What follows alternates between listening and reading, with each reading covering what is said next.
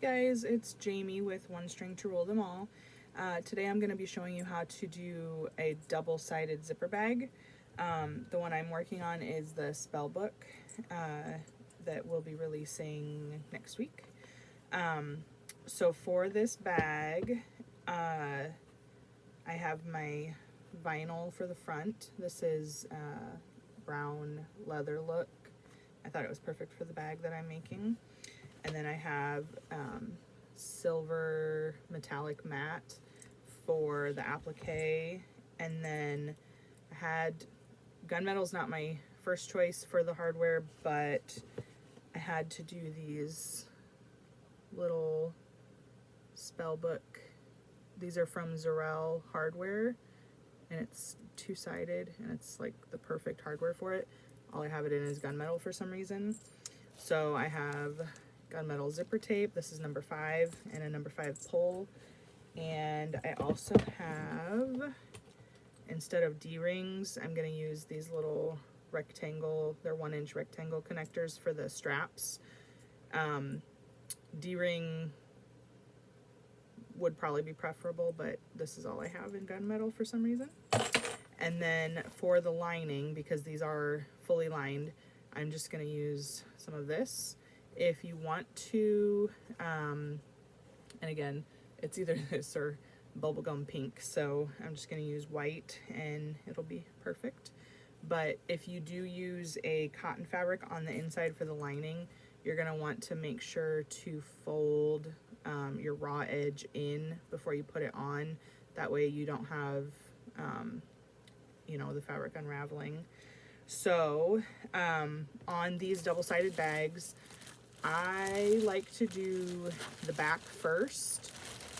Just, I don't know, putting the back on the front seems to make more sense to me. So I'm going to be running the back first. I'm going to get my machine set up, and then I'll come back and show you how to do the back part.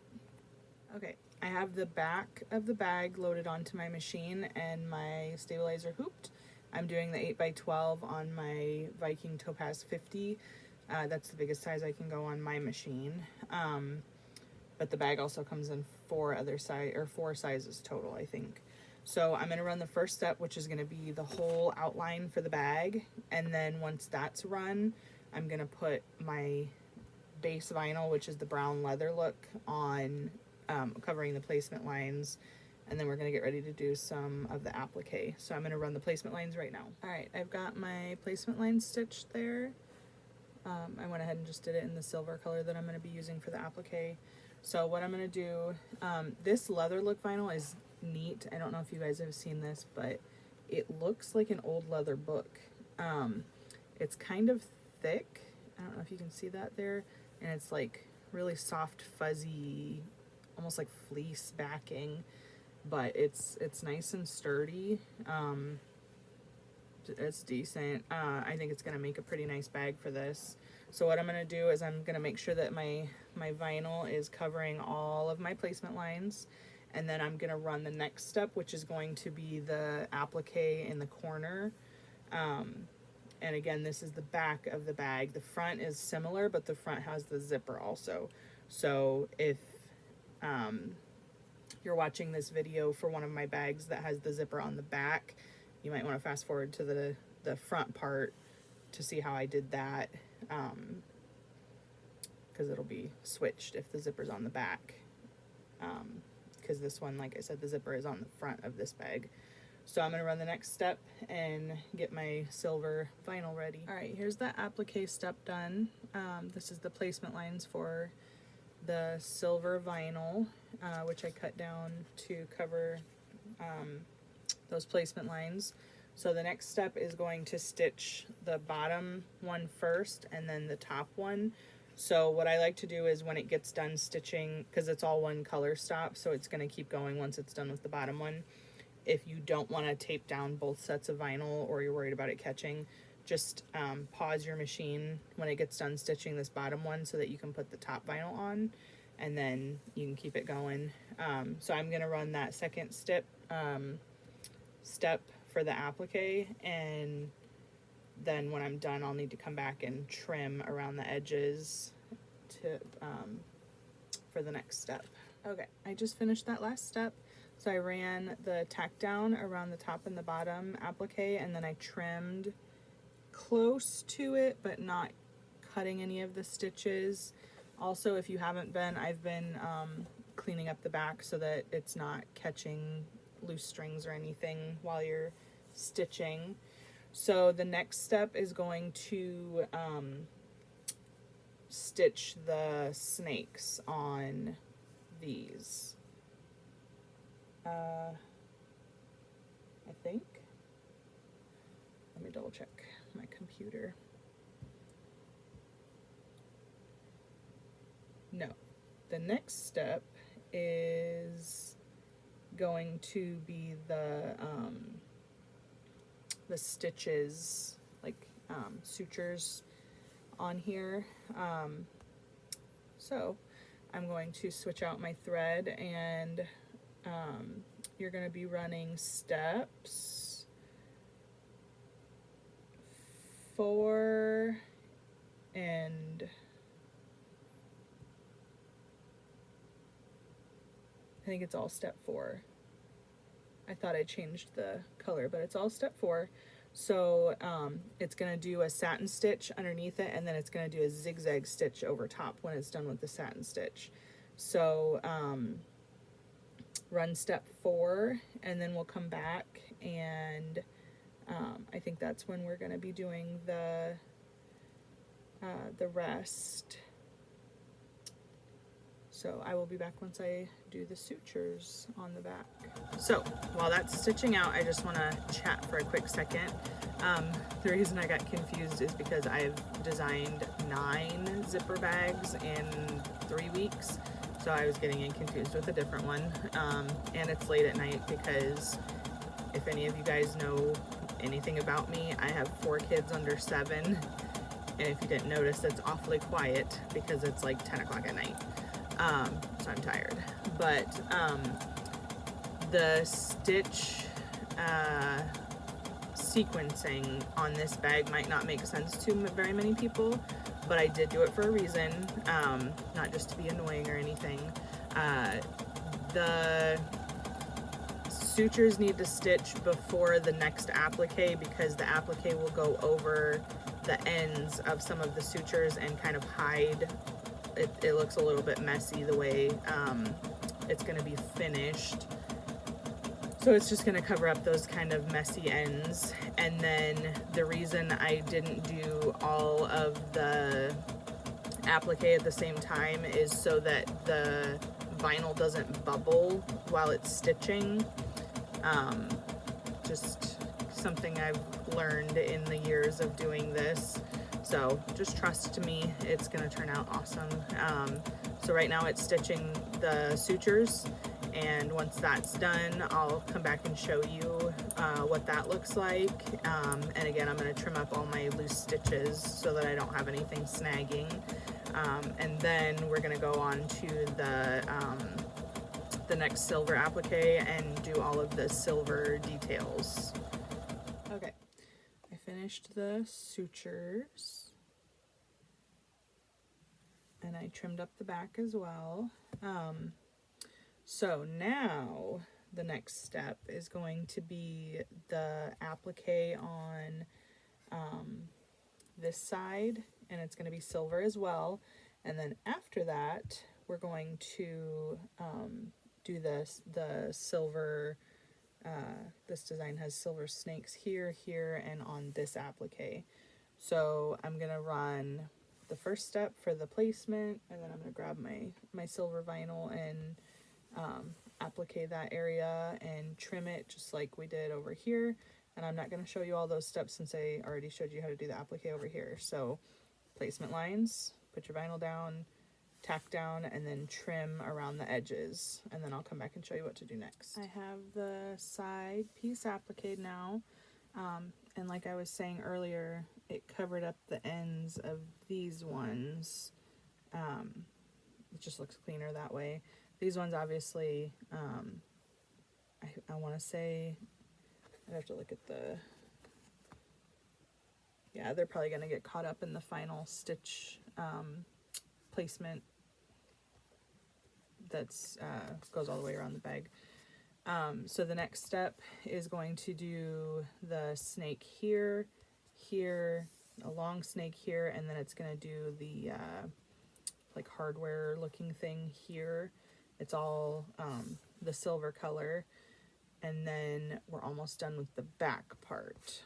Okay, so I got all of the silver detailing done, trimmed all of my long jump stitches on the back, and the next step is going to be there's like little details where the leather's being pulled in front of the snake heads here. So for that, I chose a color that's just the tiniest bit different from my brown vinyl, because it's still technically part of the leather in the picture, but it's kind of pulled together, so it's a little bit of a slightly different color. So I'm going to run that step, and then we'll come back and we're almost done with the back part. Okay, here's my back. It is complete. I went ahead and unhooped it and trimmed all the extra stitches and everything, or the loose threads, and then I hooped my next set of stabilizer. And for this one, it's going to run the outside placement stitch and then the zipper placement stitch, and I think it's 2 separate steps. Let me just pull it up to be safe. So yeah, the first step is the outline for the vinyl, and then the second step is the zipper placement. So I'm going to run both of those steps, and then I'll show you what to do with your zipper. Alright, I've got my outside placement lines stitched, and then this is my zipper placement line. I have silver on my machine right now because it's going to stitch the vinyl on this side first, and then the vinyl on this side second. And for this particular bag, there's a silver side on this side and then the brown on this side. So I just preloaded the silver. I got my zipper ready. What I did was I cut it to be just a little bit longer than the placement lines on both sides. I put a little clip on the end if you want to sew over the end so your zipper pull doesn't come off, whatever you're comfortable with. This is just easier for me. So I'm going to tape my zipper between those 2 placement lines, and the next step is going to tack that zipper down, and then we're going to put the vinyl on both sides. So I'll get that zipper down and come back and show you what to do with the vinyl. I got my zipper tacked down. I taped my zipper pull to the little clip that's holding the end of it together, just so it's outside the hoop and it doesn't accidentally get in the way of my presser foot. So I've got my, for this bag, there's a little strip on the outside of the bag that is going to be a different colored vinyl, and just so that you don't have to worry about getting stuff placed right, I did the outside stitch one stitch color and this side a different stitch color, so that you have, you know, you've got a break between steps. So I've got my silver vinyl that's going to go on the outside here, and I'm going to put my straight edge. I cut it with my my big straight ruler. So the straight edge here is going to go, you want to cover this tack down line pretty much up to the teeth there, and run the next step.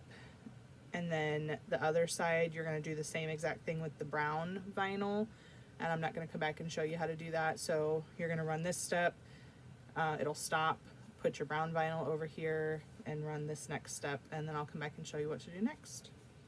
I've got both pieces of vinyl attached. They're just attached right there at the zipper.